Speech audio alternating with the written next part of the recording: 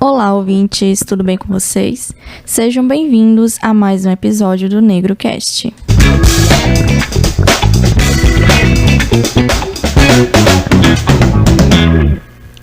Hoje temos a honra de receber um convidado muito especial, o estudante de enfermagem Pedro Lucas, e juntos vamos conversar sobre experiências de discriminação racial, o impacto do racismo, especialmente no ambiente acadêmico e profissional. Boa tarde, Pedro, tudo bem? O objetivo da entrevista de hoje é conhecer as suas experiências de racismo e de discriminação racial, tanto na sua vida pessoal quanto na sua vida acadêmica, entender os impactos que essas situações tiveram em você e quais as estratégias de enfrentamento você utilizou para lidar com elas, né? Então, para começar, gostaria de saber, durante a sua trajetória, em quais momentos você percebeu que foi tratado de forma diferente por conta da sua raça ou da sua cor. Você poderia compartilhar o que aconteceu? Boa tarde, gostaria de agradecer o convite, fico muito feliz, né? Estou muito feliz de estar aqui discutindo sobre essa temática que é muito importante e necessária, especialmente na sociedade atual.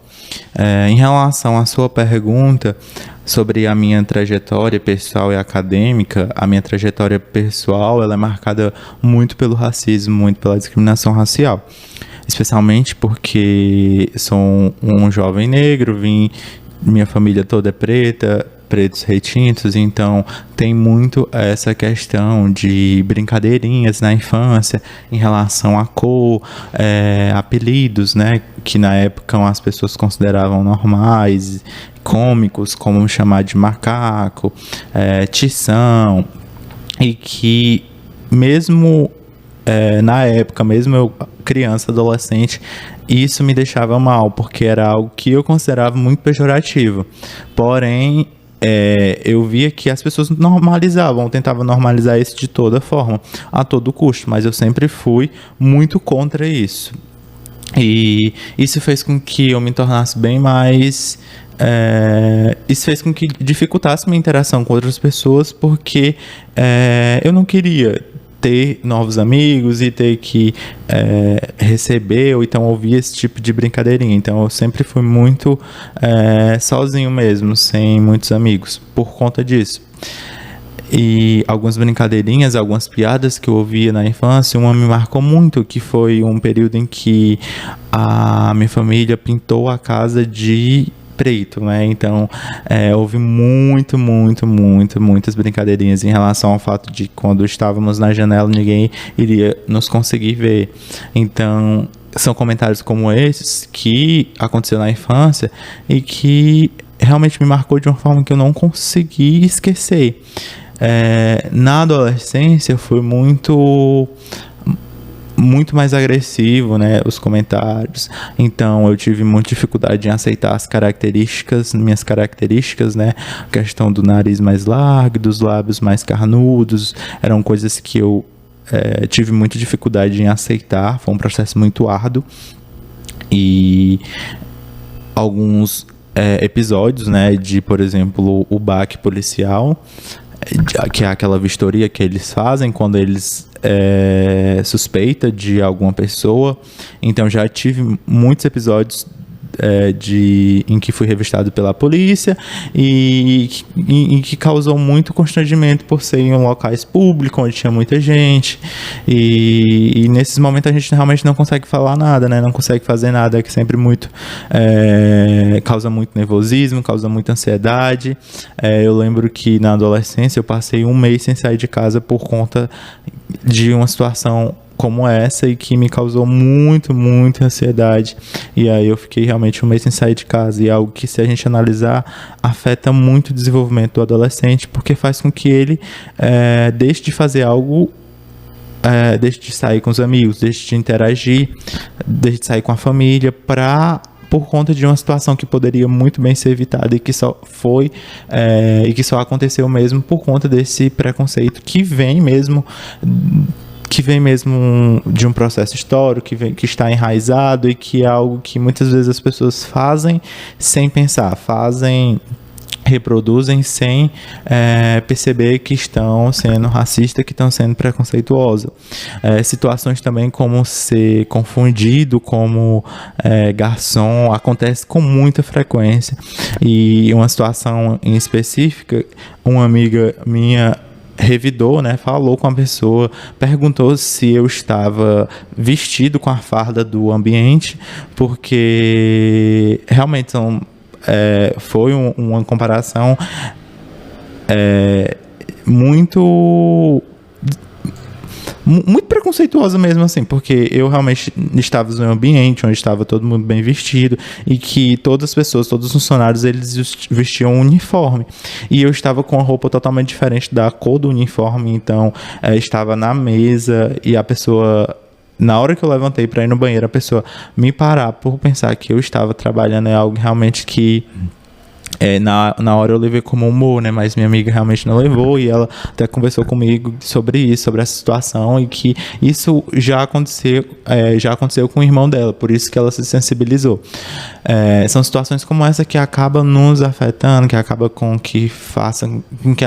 que desenvolva um sentimento de raiva mesmo, em muitos dos casos, e faz com que a gente acabe opte por não sair, por ficar mais em casa para evitar esse tipo de situação. E isso se torna um grande problema, né? E isso afeta a nossa saúde mental. Isso desenvolve alguns problemas como ansiedade, como dificuldade mesmo de interação social. Essas são algumas, né? Porque são muitas experiências, são muitas vivências que a gente passa e que a gente claramente percebe que elas são influenciadas a nossa cor da pele. Na questão acadêmica, né? No ambiente acadêmico, eu não me recordo de vivenciar muitas situações, porém algumas situações como o silenciamento mesmo, por falta de não ser ouvido, né? Muitas vezes eu prefiro não falar, porque já teve situações em que eu falei uma coisa e não fui ouvido, e meu colega que é branco falou uma coisa e foi ouvido, e que eu fiquei pensando o que aconteceu. Então, essas situações me fizeram sempre não buscar interagir, não buscar expor minha opinião.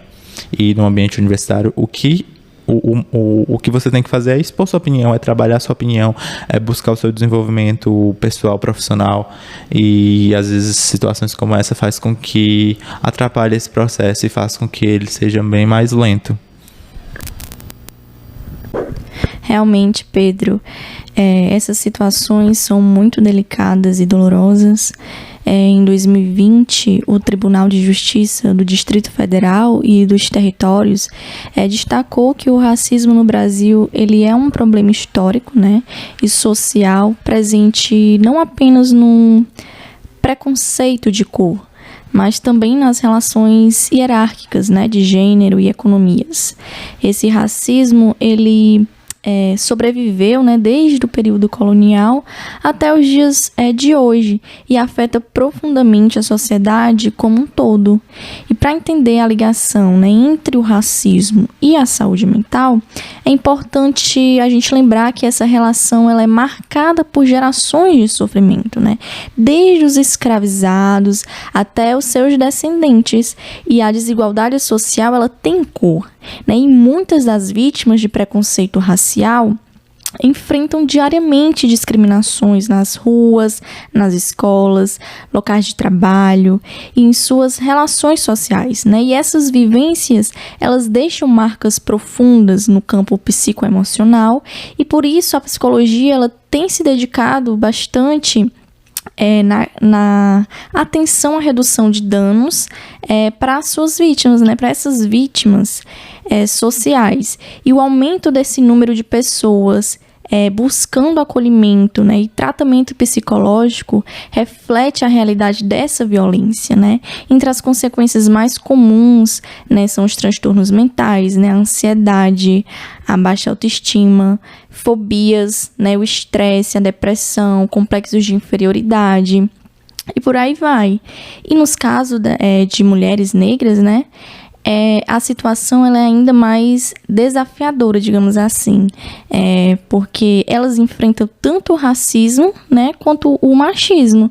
E essa desigualdade racial, ela também se manifesta na hipersexualização da mulher negra, né, que é reforçada por uma estrutura social histórica que ainda naturaliza o preconceito, né? Então, estudos em psicologia destacam que o racismo é uma condição estrutural na sociedade brasileira, né, e que pessoas negras frequentemente são retratadas de formas estereotipadas, né, sendo vistas como menos inteligente ou de menos valor estético e moral, né? E esse processo discriminatório começa na infância, né, em que você vem falando no seu depoimento, né, sobre discriminação racial, né, especialmente no ambiente escolar, né, e se perpetua em outras esferas ao longo da vida, levando os jovens negros a internalizar, né, estigmas e que afetam profundamente sua autoestima, né, sua saúde mental. Então, considerando tudo isso, Pedro, eu gostaria que você nos contasse um pouco mais sobre os impactos que essas experiências de discriminação racial tiveram, né, na sua vida, na sua saúde mental. Você percebeu mudanças no seu comportamento ou nas suas relações com outras pessoas como resultado desses episódios?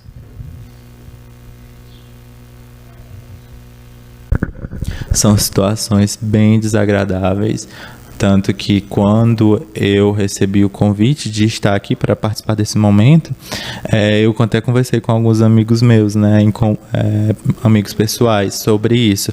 E aí eles até me orientaram, né, se eu não estivesse preparado para reviver esses momentos e que eu recusasse, porque são dores que muitas vezes, quando vem à tona, né, machucam. Porém, eu refleti, eu pensei bastante, e trazer essa discussão à tona, discutir sobre essas situações, elas nos fazem crescer, nos fazem enxergar que em aquela situação eu não estava preparado, mas agora eu já estou bem mais preparado para enfrentar isso, e nos faz buscar tentar ajudar outras pessoas, né? Pessoas que passam pelo que a gente já passou. Então, acho bem pertinente este momento. Em relação à sua pergunta, na minha vida, os impactos foram bem marcantes, porque afetou muito a minha insegurança, afetou muito a forma como eu me enxergo, como eu me sinto. Então, a questão da inferioridade foi algo que hoje eu percebo que ele foi desenvolvido, que ele foi intensificado por conta desses episódios. Até uns anos atrás eu me sentia muito inferior a todo mundo, e isso é um problema, porque eu não achava que minha opinião era válida, eu não achava que eu deveria expor o que eu penso, ou expor minha opinião, especialmente em momentos que eu deveria falar. Porém, eu sempre busquei não falar por conta disso. Então, acredito que o que mais me marcou, o que mais impactou em mim foi a questão da insegurança, foi a questão da inferioridade. E é algo que eu percebo que afeta muitas pessoas que passam pelo que eu passei. Pedro, é muito impactante ouvir como essas experiências elas afetam sua vida, né? O povo preto, que representa uma grande parcela da população brasileira, tem sido vítimas constantes de preconceito racial, né? O enfrentamento, o negacionismo de oportunidades, né? A todo momento e em qualquer lugar, né? E essas consequências psicoemocionais dessa desigualdade, elas são profundas, né? De acordo com os dados do Ministério da Saúde, o índice de suicídio entre adolescentes e jovens negros no Brasil é de 45% maior que entre brancos, né, sendo composto em sua maioria por homens com idade entre 10 a 29 anos. E é importante lembrar que o sofrimento psíquico ele não é a causa, mas ele é a consequência das demandas sociais, e que esses impactos econômicos no racismo estrutural, o acesso ao serviço de saúde mental, se torna cada vez mais precário para essa população. E aí, diante de tudo isso, Pedro, gostaria de saber quais formas de enfrentamento você utilizou para lidar com essas situações, né? Houve algo que te ajudou a seguir em frente ou a aliviar mesmo esses impactos dessas vivências? Fazendo uma análise agora sobre como eu busquei enfrentar essas situações, eu acredito que foi através do diálogo, né? Apesar de eu ter tido dificuldade em expor minha opinião por conta das vivências que eu tive, como eu já citei, eu comecei a me abrir com algumas pessoas próximas a mim que vivenciaram o mesmo. Então, ter essas pessoas como base para conversar, para dialogar, para falar o que eu já vivenciei e perceber que elas também vivenciaram, que o que eu passei na infância e na adolescência elas também passaram, e que influenciaram também no desenvolvimento delas, me fez ter um start, me fez ter um olhar mais crítico e me fez buscar enfrentar aquilo que foi causado por essas vivências no passado. Outra questão que eu considero que me ajudou bastante foi a minha aproximação com a minha família, especialmente a minha mãe. Então, ter um diálogo mais aberto sobre essas experiências que aconteceu no passado com ela me fez também ter um olhar mais crítico e sempre buscar essa questão do enfrentamento. Então, a gente conversou, né? A gente conversa muito sobre essas questões, né? As questões raciais. A gente aborda muito sobre o que acontece no mundo. Então, a gente, quando tem alguma notícia, né, sobre alguma pessoa, algum jogador de futebol que sofreu algum racismo, a gente discute muito e a gente percebe que isso é problemático. A gente percebe que antes, né, a gente não enxergava isso como um problema, não enxergava isso como um fator adoecedor. E hoje não é que estejamos mais vulneráveis, né? Porque eu já até ouvi esse comentário, que hoje as pessoas estão mais vulneráveis, que antes eram tidos muitos comentários, todo mundo podia brincar de qualquer forma e ninguém se chateava. Só que hoje a gente tem as informações, a gente tem um conhecimento, né, bem mais fácil do que antigamente, porque hoje a gente tem as redes sociais, a gente consegue se informar mais, e antes era bem mais difícil de ter esse conhecimento. Antes a gente era afetado por esses comentários, mas tentava considerar normal. Hoje em dia, graças a Deus, a gente tem mais acesso a essas informações e é mais difícil uma pessoa aceitar isso, como acontecia antes.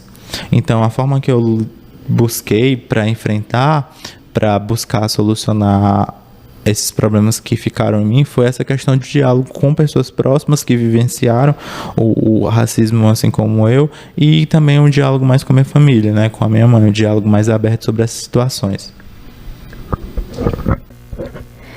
Pedro, é muito importante, né, saber como você encontrou maneiras de enfrentar essas situações tão desafiadoras, né? E agora, aproveitando toda essa reflexão, eu gostaria de trazer à tona a importância da Lei 10.639 de 2003, né? Que tornou obrigatório o ensino da história e cultura afro-brasileira, né? E africana nas escolas. Né? Essa lei, ela é um marco no combate ao racismo, né? Promove ali o letramento racial desde cedo, ajudando a formar aí uma geração mais consciente, né? E no contexto acadêmico, ela pode ser uma ferramenta fundamental, né? Para conscientizar os futuros profissionais, né? Sobre essa importância de reconhecer e enfrentar o racismo estrutural. E dito isso, Pedro, você percebe a presença do racismo no ambiente de ensino e na prática da enfermagem, né? Como essas situações elas se manifestam na sua visão? Para ser bem sincero, eu percebo muito a falta de representatividade, né? Eu acho que falando exclusivamente da universidade que eu faço parte, que é a Universidade Estadual, os professores eles são majoritariamente brancos, os alunos são majoritariamente brancos, então eu percebo muito que existe a falta que não há uma representatividade muito forte em relação a pessoas negras nesses cargos de professores com doutorado, com pós-doutorado. Então, isso faz com que seja mais dificultoso, por exemplo, me faz pensar que seja mais dificultoso para mim chegar nesse cargo, nesse patamar, do que o meu colega branco, por exemplo. E acredito que isso não acontece só comigo, né? Que acontece com outras pessoas também quando não se sentem representados. Eu acredito que seja o que eu consigo mesmo observar de racismo, né? Porque essa é uma forma de racismo mesmo que é bem mais histórico, é um problema, porque é toda a questão histórica da falta de oportunidade, a falta de conhecimento, né? Justamente por não ter oportunidade de buscar esse conhecimento, e faz com que as pessoas brancas sempre estejam no poder. Então, eu acredito que a nossa realidade ela é moldada pelo racismo, não acredito, é o que acontece, né? A nossa realidade ela é moldada pelo que aconteceu, pelas faltas de oportunidade que as pessoas negras tiveram, né? Principalmente após o período de escravidão, onde eles simplesmente estavam à margem, sem nenhuma política, sem nada que garantisse trabalho, que garantisse emprego, que garantisse renda, que garantisse dignidade. Então, desde todo esse período ele afetou muito no que a gente vive hoje. Por isso, nos grandes cargos, seja de universidade, seja de governadores, de política, sempre os maiores cargos são ocupados por pessoas brancas. E isso impacta a sociedade, isso impacta a percepção do jovem negro nessa questão de perspectiva mesmo de subir de carreira.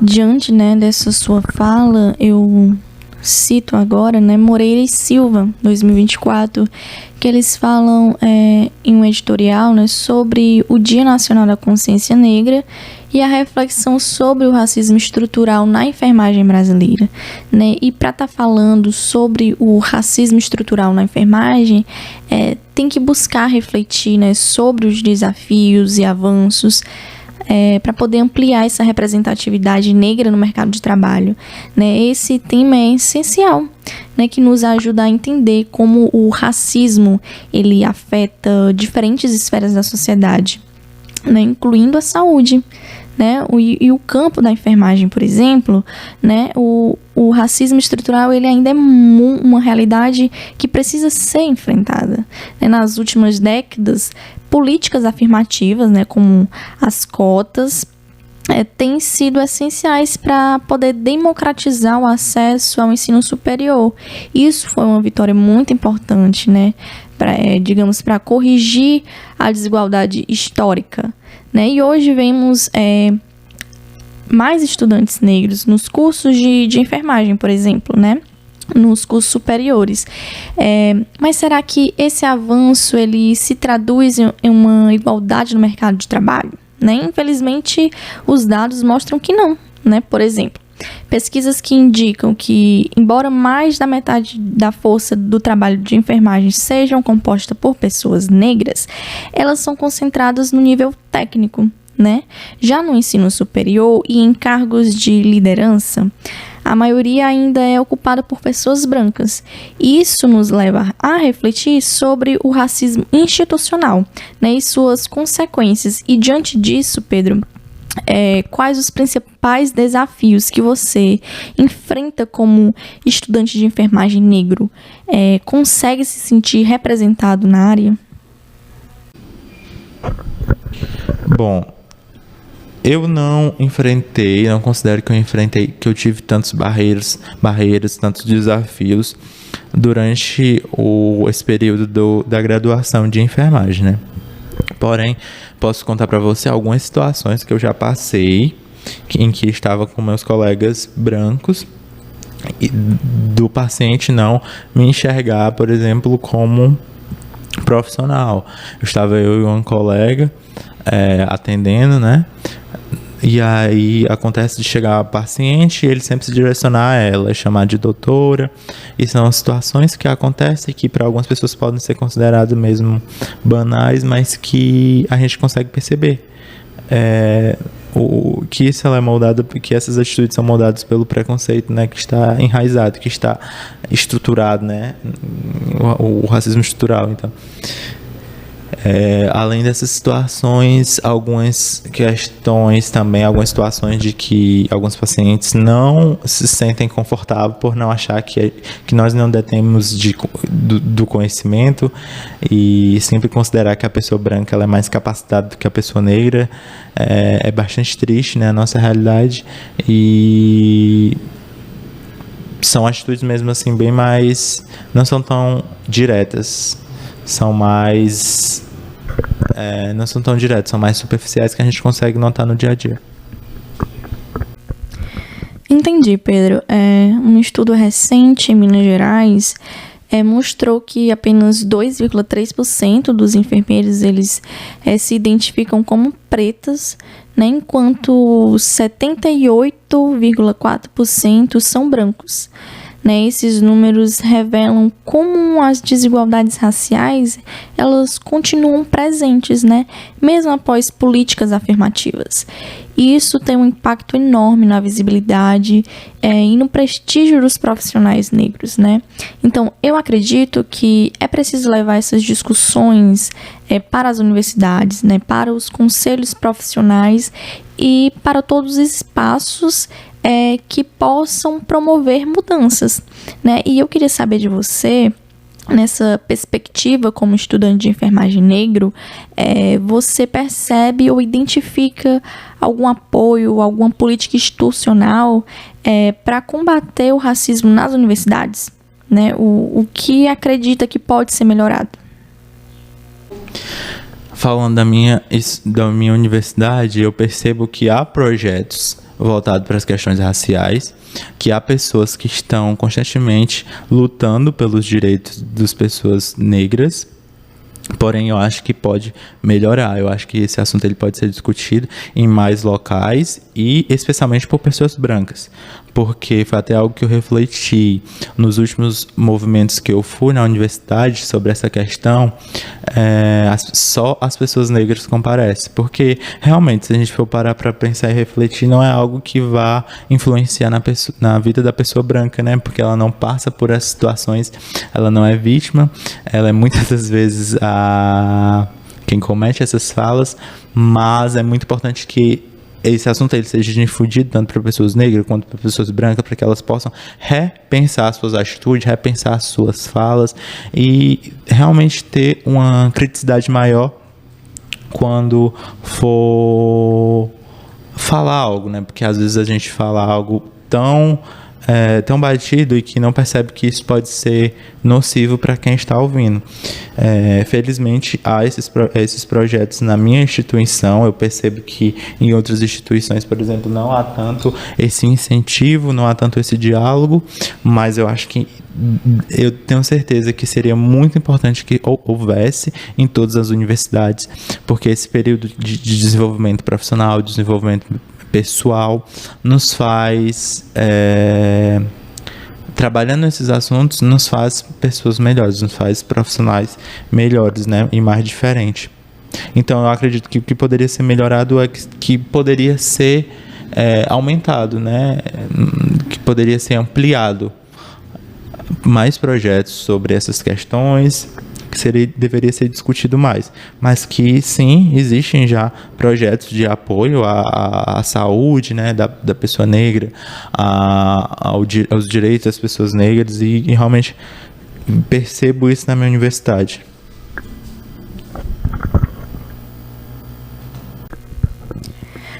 Compreendi, Pedro. Acredito, né, que investir em pesquisas que evidenciem essas desigualdades é essencial para fortalecer políticas mais inclusivas né? Somente assim podemos criar um mercado de trabalho mais igualitário e justo, né? E na sua visão, qual o papel da enfermagem na promoção da equidade racial na saúde, né?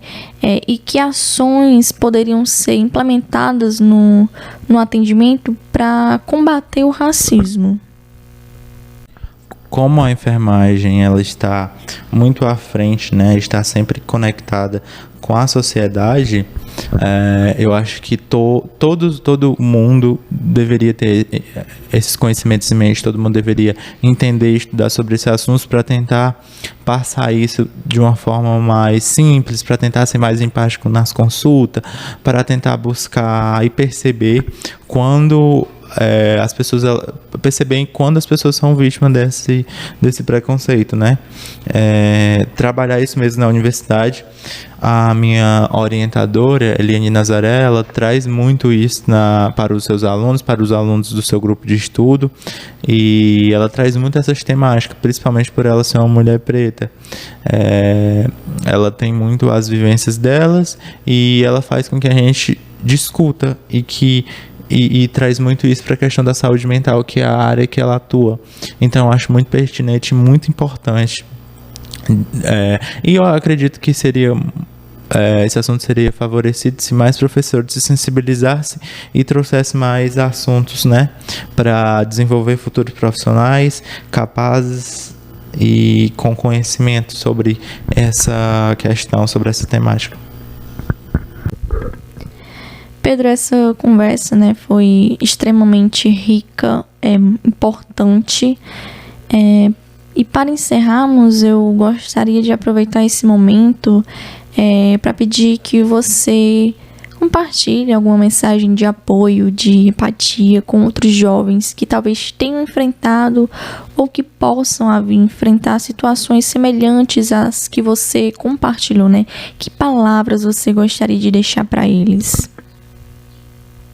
Acredito que a orientação, né, minha fala que poderia ajudar alguém que passa por essa ou que já passou por essa situação seria a questão de compartilhar essas vivências, compartilhar com pessoas próximas ou muitas vezes com familiares. Se não tiver o apoio familiar, realmente procurar ter esse apoio com amigos, porque o diálogo, a conversa, ele ajuda a forma como você enxerga, faz com que a outra pessoa dê a opinião e que haja essa interação. Foi algo que funcionou comigo e que pode funcionar com outras pessoas, né? Acredito que não é a solução assim, não vai solucionar o problema de todo mundo, mas que pode ser algo que possa solucionar para alguém que esteja ouvindo. Além disso, buscar mesmo não duvidar de você, ter mais segurança, buscar não se sentir tão inferior, apesar da circunstância favorecer para que você se sinta, mas buscar enfrentar isso e especialmente compartilhando mesmo suas vivências com os seus amigos, seus familiares, pessoas que você confia. Eu agradeço muito o convite por estar dialogando, por estar conversando sobre isso. Como eu falei no início, realmente é bem doloroso trazer essas experiências, essas vivências à tona, né? Revivê-las novamente. Algumas situações eu tive que buscar mesmo na infância, de que me marcou bastante. Aconteceram muitas outras situações em que, se eu realmente fosse contar, a gente passaria a tarde conversando. E como o intuito mesmo do podcast é ser mais resumido, né?